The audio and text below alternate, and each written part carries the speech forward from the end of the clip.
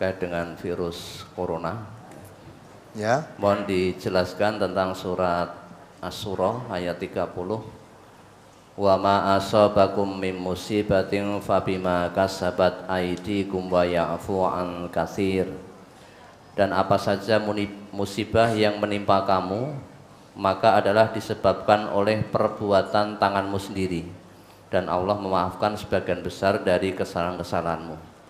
Apa hubungannya dengan corona? Ini ada penjelasannya. Menyikapi apa yang terjadi di Wuhan, Cina, tentang wabah virus yang mematikan, virus corona, yang beberapa hari marak diberitakan di televisi, yang dalam beritanya dalam waktu beberapa hari saja ribuan orang sudah terpapar virus tersebut dan ratusan yang dinyatakan meninggal dunia. Pertanyaan, apa yang terjadi di Wuhan itu sebuah azab, ujian, atau karena mereka telah melampaui batas, Ustaz? 2. Bagaimana kita sebagai orang ngaji menyikapi hal tersebut?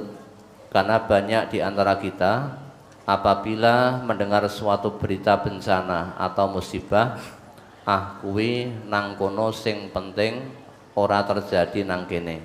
3. Apakah zaman dahulu ada riwayat suatu kaum yang pernah diuji dengan virus sudah ada, Ustaz? Kemudian masih ada yang lain yang bersama. Mohon dijelaskan surat Al-A'raf ayat 133. Fa arsalna alaihimut tufana wal jarada wal kummala wad dhafadi'a wad dama ayatim mufassalat fastakbaru wa kanu qauman mujrimin. Maka kami kirimkan kepada mereka taufan, belalang, kutu, katak dan darah sebagai bukti yang jelas. Tetapi mereka tetap menyombongkan diri dan mereka adalah kaum yang berdosa. Apakah ada hubungannya dengan virus corona yang ada di Cina sekarang ini yang diakibatkan oleh katak? Mohon penjelasan. Jadi corona itu adanya baru sekarang. Mungkin dulu ya ada tapi namanya bukan corona. Ya corona, corolla, ya adanya lagi saya kata. Corona, corolla, Honda, ya adanya baru sekarang. Mulai tembung virus corona itu ya baru sekarang. Kalau virus zaman dahulu dapat tadi yang kata itu berkenaan dengan Fir'aun itu. Ya azab oleh Allah karena kurang ajarnya Fir'aun. Sebagai penguasa negara yang kurang ajar. Kurang ajarnya keterlaluan sampai mendapik dirinya sebagai Tuhan. Ana rabbukumul a'la, aku Tuhanmu yang maha tinggi. Ya. Sampai dia tidak mempercayai adanya Tuhan yang maha tinggi. Ya. Sampai memerintahkan Haman itu suruh membuat tangga yang tinggi. Saya akan melihat Tuhannya Musa. Dibuatkan betul tangga yang tinggi. Nah, saya kira butuh gawe tangga sing tinggi ora bakal tekan. Sekarang rasa anggo tangga naik pesawat wis teko langit. Itu dibuatkan tangga tinggi dari bawah.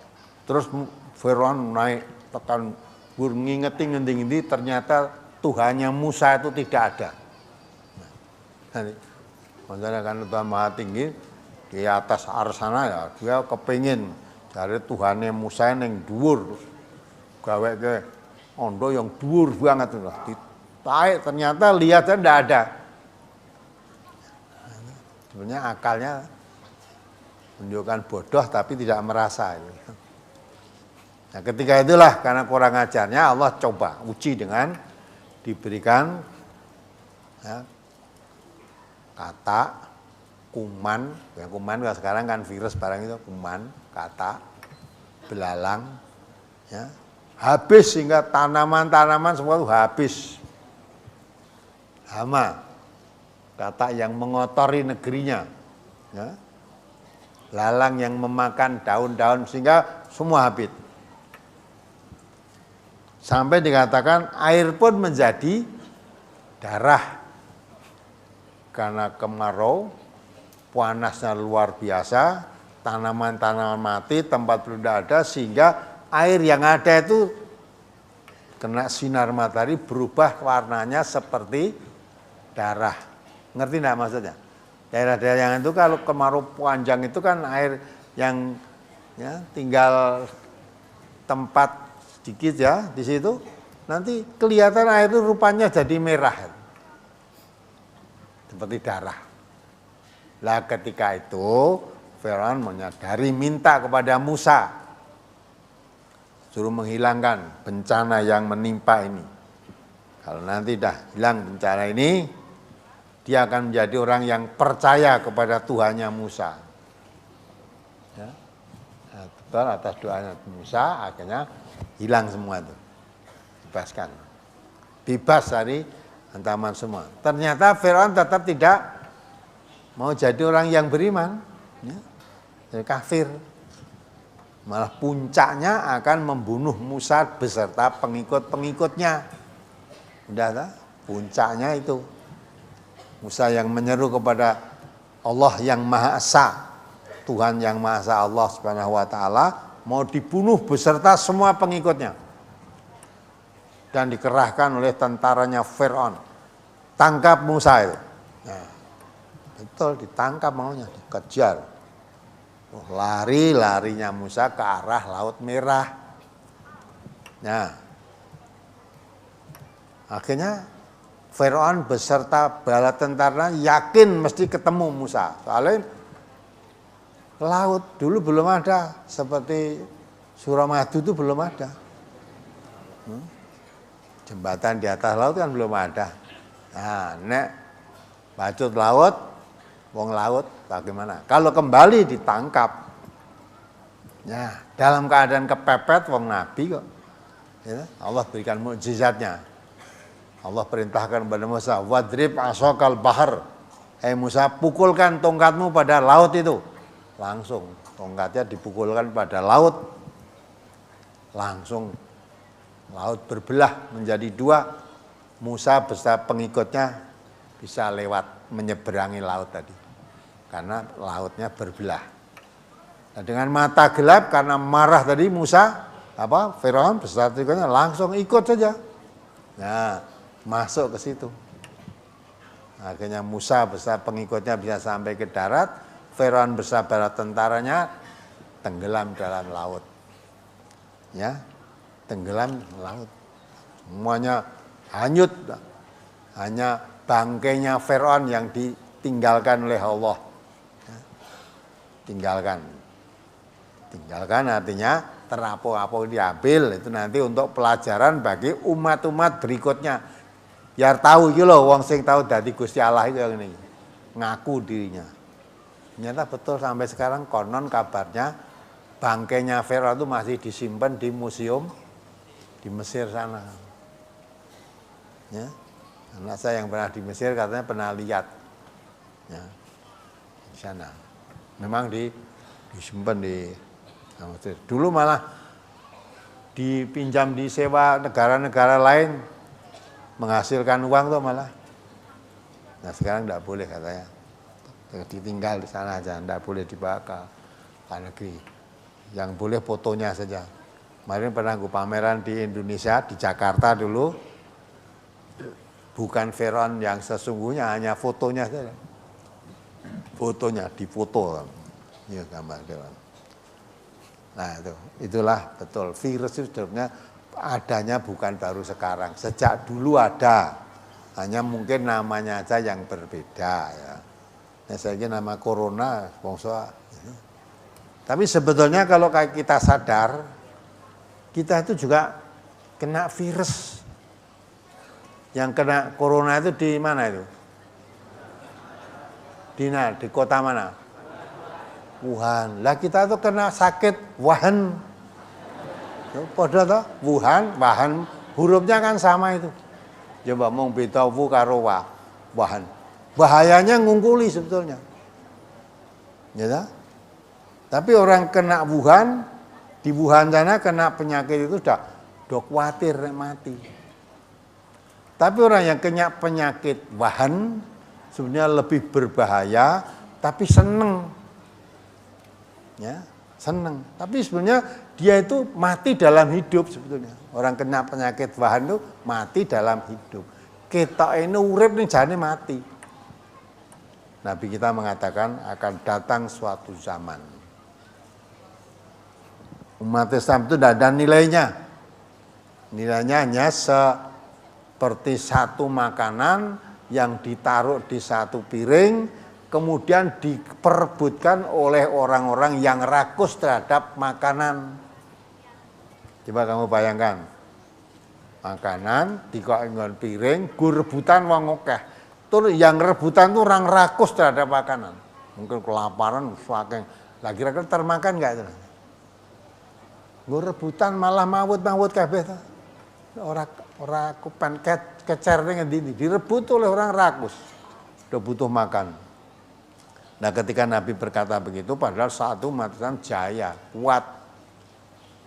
Maka sahabat bertanya kepada Rasulullah, "Ya Rasulullah, apakah umat Islam pada saat itu nanti jumlahnya hanya sedikit?" Nabi mengatakan, "Tidak, jumlahnya besar. Tetapi mentalnya seperti buih-buihnya air bah. Tinggal mengikuti kemana arus air yang deras katut di situ. Nah, di sana. Nah, ya. Mengapa begitu?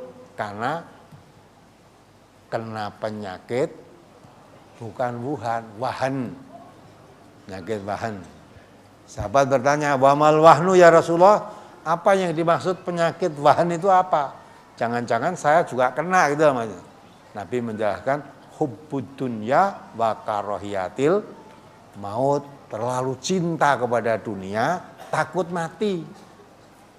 Ya, jadi kalau manusia itu cinta kepada dunia, takut mati, maka walaupun menjual agamanya, yang penting dunianya dapat. Ya, nanti kalau sampai kekurangan dunianya, hilang dunia, khawatir mati. Nah, kalau mati Islam dahulu mati itu jadi harapan.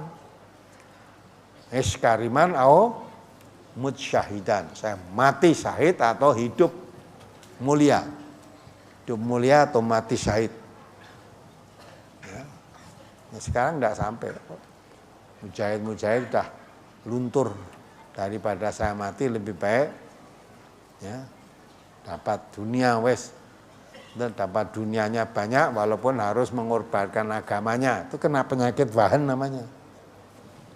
Kalau kena penyakit wahan ini seneng. Dunianya oke seneng. Khawatir kehilangan kedudukan takut. Maka ruh jihad hilang. Karena Nabi mengatakan kalau sudah penyakit wahan menghinggapi manusia, terhinggap penyakit wahan, manusia itu menjadi dicabut rasa beraninya, ditanamkan rasa takut di hatinya. Ya, ruhul jihadnya hilang, kitanya penakut. Dan ditanamkan rasa berani di hati musuh-musuhnya. Musuh-musuhnya jadi berani, ya, mati Islam yang kena penyakit wahan jadi takut. Mulai akhirnya seperti makanan diperebutkan orang rakus. Jumlahnya banyak tapi nggak ada manfaatnya. Poteng sana, poteng sini, wes serakalap. Nah, itu namanya penyakit wahan. Ya, zaman Nabi dulu sudah diisyaratkan itu. Nanti akan terjadi jumatnya basah, banyak jumlahnya tapi kena penyakit wahan. Akhirnya banyak tapi menjadi penakut. Takut mati karena kehilangan harta. Lebih baik menjual agamanya daripada menjual daripada tidak mendapatkan harta. Kalau untuk dapat harta walaupun agamanya harus dikorbankan tidak masalah. Yang penting hartanya banyak. Nah, itu kena penyakit wahan. Nah, sekarang dilalah kok ya penyakit wahan itu. Terjadinya di Wuhan yang disebut corona tadi. Kalau umat Islam, kan itu penyakit wahan sebenarnya lebih bahaya. Kalau orang mati dalam keadaan hidup itu kan bahaya. Jane mati ning urip. Jane hidup tapi seperti orang mati, hidup tidak bermanfaat untuk agamanya itu. Jadi yang pandang itu dunia. Maka Nabi pernah mengatakan juga, saya tidak takut kalau umatku itu miskin di bidang harta. Yang ditakuti Nabi kalau harta sudah menguasai pada dirinya. Karena akan timbul saling bersaing, saling bunuh-membunuh, fitnah-menah kalau harta menguasai dirinya. Kalau nanti dikuasai harta, sudah berani sampai bunuh-membunuh orang asal mendapat harta. Seolah harta itu jadi tujuan. Gitu kan? Jadi menjual agamanya tidak apalah, yang penting dapat harta. Jangan sampai kehilangan harta. Lebih baik kehilangan agama daripada kehilangan harta. Lah itu penyakit bahan sudah menghinggapi.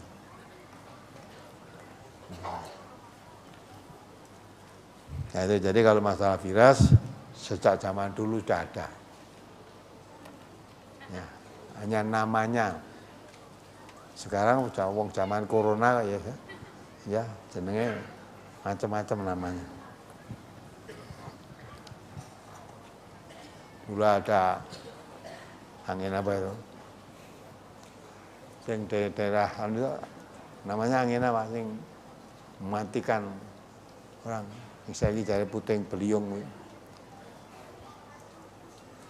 Ada dulu nama apa yang bisa menyapu? Ya?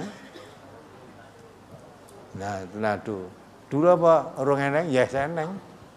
Ya, banjir zaman Nabi Nuh luar biasa, malah raneng tidak ada sungai, banjir luar biasa. Sampai anaknya Nabi Nuh itu dijak naik kapal oleh bapaknya padahal Nabi. Tidak mau dia akan naik ke bukit. Tidak mungkin nanti airnya bisa sampai ke bukit. Dipanggil oleh ayahnya, tidak, saya akan naik ke bukit. Loh, ini bukan banjir biasa. Kalau Allah menghendaki mau naik ke bukit bisa dikejar juga. Akhirnya hanya Nabi Nuh tenggelam dalam banjir itu. Ya udah, mati. Jadi banjir besar itu bukan mengenang Jakarta beberapa zaman Nabi Nuh sudah ada. Surah Ketulungan, kalau Jakarta itu apa-apa sih Ketulungan. Nah, semua itu maka bisa juga itu suatu peringatan. Ya. Lah kalau orang yang mati dalam keadaan begitu, dalam keadaan bertakwa, mati, mungkin dia mati syahid kan. Tapi kalau dalam keadaan belum sempat menjadi orang yang beriman, mati dalam keadaan kafir, kan celaka, tidak akan tobatnya. Maka Allah perintahkan, wal tandur nafsum ma qaddamat, siap-siaplah manusia, bekal untuk menghadapi akhirat. Kapan datangnya akhirat? Sewaktu-waktu. Bukan kena corona ya kena Corolla, mungkin kena Mercy atau kena apa itulah, kena Honda, kena macam-macam. Yang penting itu wala tamutunna illa wa antum muslimun. Yakin mati itu pasti datang. Yang penting jangan sampai datangnya mati kita dalam keadaan kafir, atau jalannya mati jangan sampai dalam keadaan maksiat. Tapi Allah dah pesan wala tamutunna illa wa antum muslimun. Jangan sampai kamu mati kecuali mati dalam keadaan tunduk patuh pada Allah. Ya. Jangan mati dalam maksiat. Mati dalam keadaan taat, mati lah itu untung. Mati kena corona apa karena yang penting dalam keadaan takwa, taat pada Allah. Nah. Maka itu jadi pelajaran juga bagi kita. Ternyata manusia itu makhluk yang rapuh, kecil, ya, ringkih, jangan sok sombong.